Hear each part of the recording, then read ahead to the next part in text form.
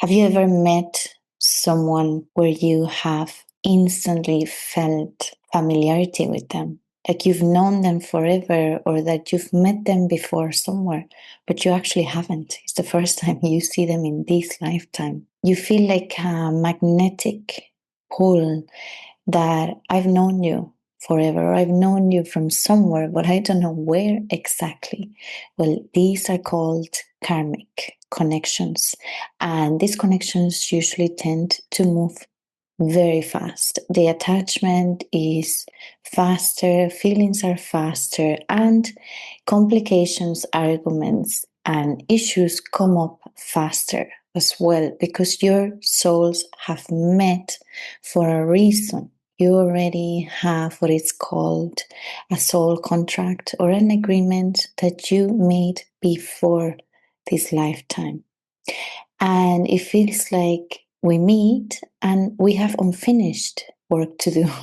That's why I know it sounds very technical, the contract, the work to do, but we can look at it as in that practical way. And karmic doesn't need to just be a bad thing, okay? The word itself, I know it has a lot of negative connotation, because we think when it's karmic, it's gonna be absolutely awful, painful, and that relationship might destroy you or really like hurt you.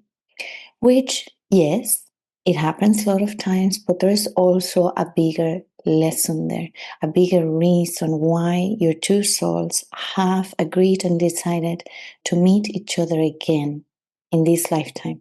And in this video, I would like to explain to you these patterns, how to recognize it, and what is the actual reason why you meet these people, behind the suffering, behind the hurt, behind those painful separations that sometimes they happen in these relationships, where you might go back to each other or you might never go back to each other in this lifetime. There is always a reason behind this. There's always a purpose into these karmic relationships at a soul level. And let's be honest, these relationships bring our shadows to the surface. And what does that mean? Well, we all have or traumas or little past experiences or hurt or things that we're still working through, or that we have no idea that we need to work on. And they might be hidden, they might be put on pause, because when we meet someone romantically, which this is really important, and that's why I believe romantic relationships are important, because they show you the mirror that sometimes we don't want to see. We don't want to see those flaws that we have, those insecurities, or perhaps codependency, or things that we still haven't worked through our lives. And that person there is there to challenge you, to show you, oh, look at this. This is still not healed in your life. And you're coming back to this wound over and over until you heal and release it. And what happens? Well, when you're in a romantic relationship with someone, you are exposing the most vulnerable parts of yourself. That means that in order for that to be a connection, you're going to open your heart. You're going to open up your fears. You're going to open your soul. So we don't tend to do that with everyone.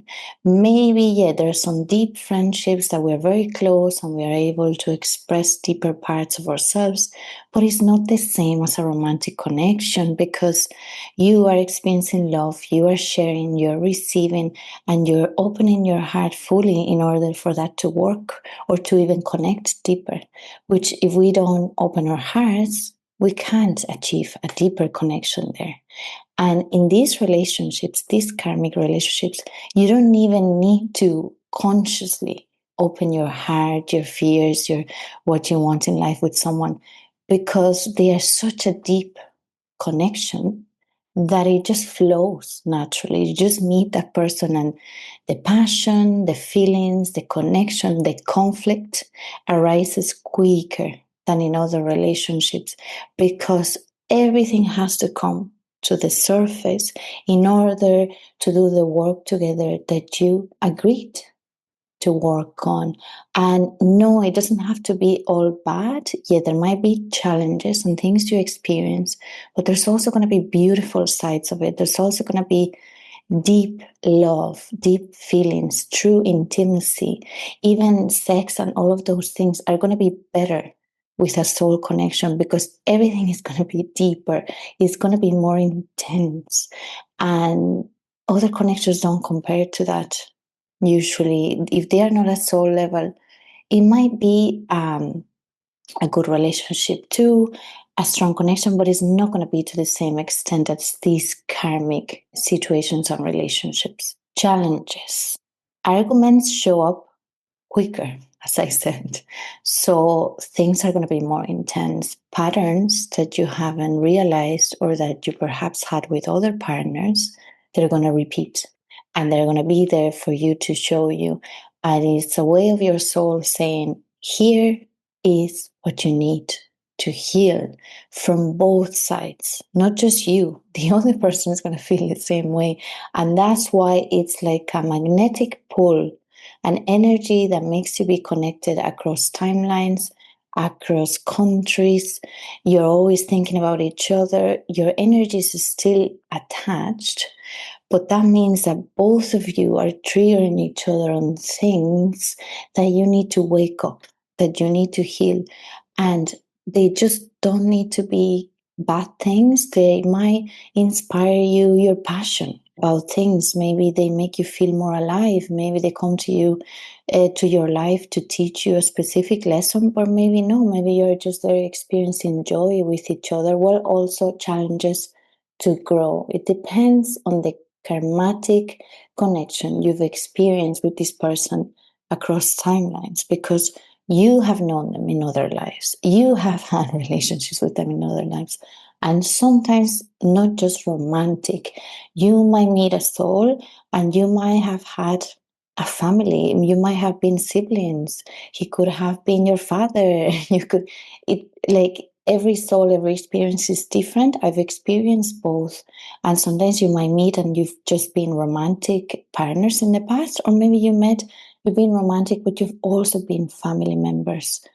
And what that means is whatever unfinished business you had, whatever situation happened between you two in those past lives, you are given like a second chance now to heal that, to see the wound, to experience that together, and be able to then, after time, when you are able to forgive, let go, and do your lesson, understand the meaning, understand why, and understand why it was meant to be. And healing karmic cycles take time. Some relationships are going to be more explosive. They might be shorter. They could be even a few months together, but feel like you've been with that person for a few years and love them very quickly. Others are going to be more time until you understand why are you together or what you need to work on this life together. And the time frame is going to be different in each situation. Some relationships can become abusive as well if they are very karmatic, through pain that you have to work together, whatever you've done in the past to each other. And I want to say this to you, if you're in this circumstance, I know it's really tough. I've been through those two, and I want you to know that there's no excuse whatsoever, even if it's karmatic, that someone is abusing you or is mistreating you in any way or form. But in my personal experience and with people, I've learned that when we tolerate that over and over again, you have to review your life and see, okay, how many relationships or how many times have I tolerated this in the past?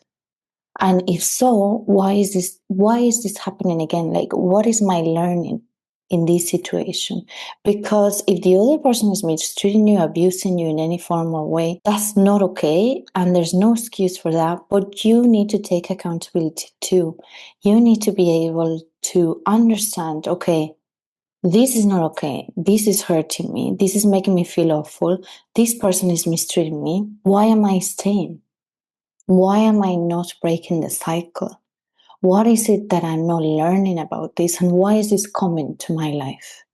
It could be from childhood, it could be from other relationships, or it could be from your past lives. It doesn't matter.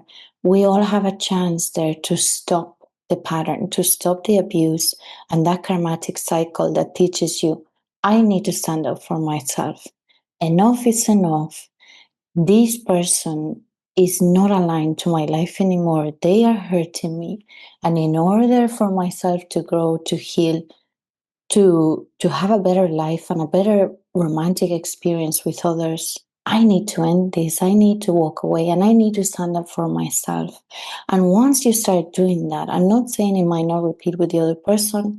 Usually it repeats some ways until you learn the lesson, until you heal that wound that you have. But if it keeps happening, you need to understand as well, how long am I going to tolerate this?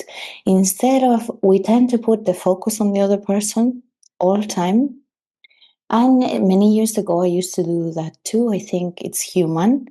But when are you going to realize that maybe it's in your power to decide, this is not for me, enough is enough, I don't want this in my life anymore. And when you start choosing from that self-worth, confidence, self-love, better partners, better romantic people would appear. Your relationships will change in time. Again, everybody's different. There's different timelines, and there might be other experiences you also need to balance karmatic wise, but it will become better. People that you'll start attracting will be different, and that type of mistreatment, abuse, or hurt will be gone. You might experience it in other ways, but not entirely like before, because you are in a different frequency, you're in a different energy, and you've decided enough is enough. I value myself, I love myself, and I don't depend on someone to be with them just because I'm in love. If they mistreat me, if they hurt me, if they abuse me, they don't deserve me in my life. And again, it's not just about them. They have their lessons to go through. It's not like they are awful people or they're here to hurt you. They are doing their part too.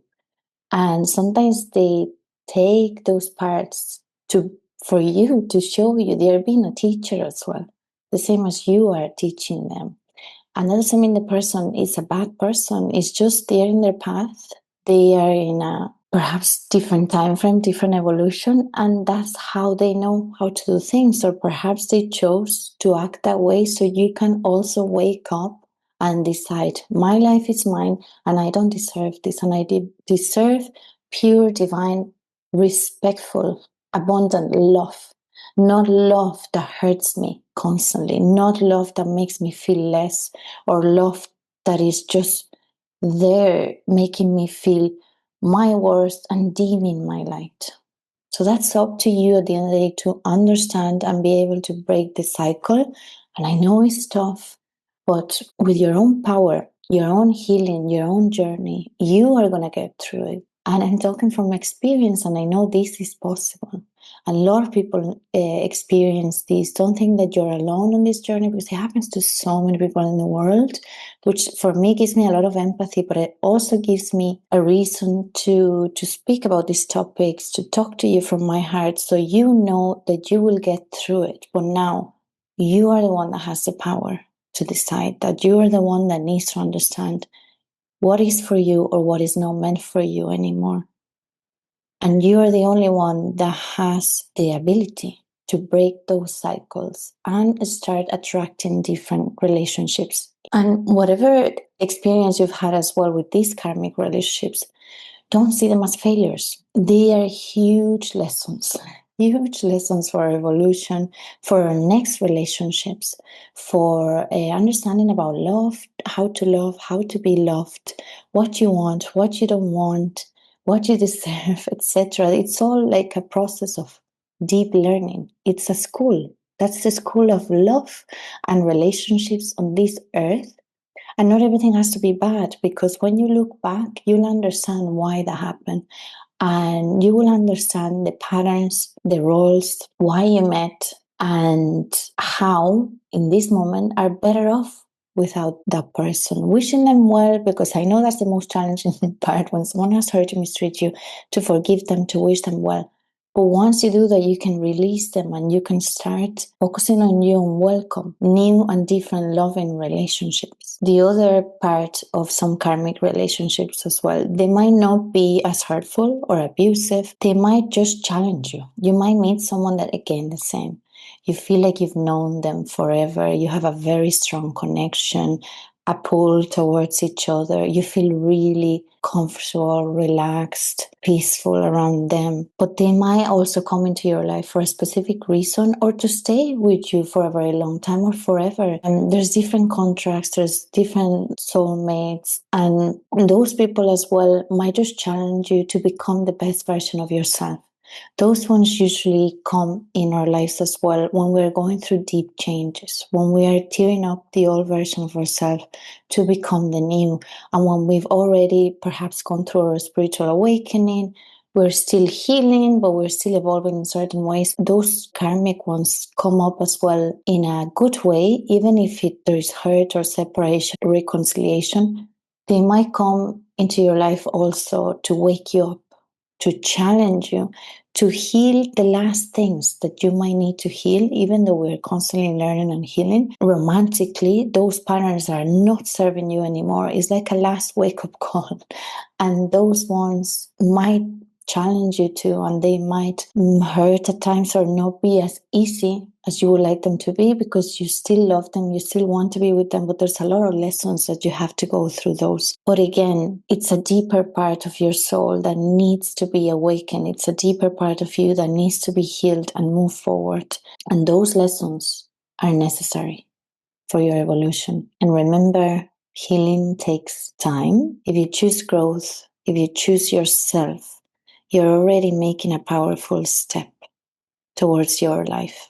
So please, whatever stage you are, even if you have met that person or different people, or you're going through that relationship, or you're already out of it, look at it as a big lesson for both of you, as a journey that is inevitable and is good at the end of the day. Even if it's really challenging, it's good for your soul, it's good for your life, and you will understand in time that you learn so much with that person, for good or for bad. There is always something positive to take out of, even of awful experiences, because even the awful ones, you will realize how strong you've become, how you were able to choose yourself and walk away from a situation that was no longer aligned to your life or your path. So if this message resonated with you, let me know in the comments. What is your journey? You're not alone in this. Many of us go through it, if I wouldn't say all of us. And keep going, keep trying to understand what is the lesson out of things, instead of like, why this always happens to me? Because if it always happens to you, it means something needs to change, something needs to lift, something needs to be healed. So thank you and have a beautiful day.